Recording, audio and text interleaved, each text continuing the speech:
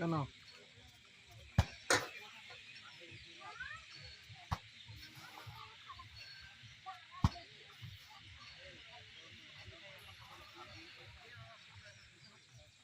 এই সেই viral park যা ইন্ডিয়া বাংলাদেশ বর্ডারে অবস্থিত। এটা আমাদেরই গ্রাম। এখানে দূর দূরান্ত থেকে অনেক লোক আসে, আপনারাও আসতে পারেন দূর থেকে এখানে ঘোরার জন্য। International border Bharat Bangladesh.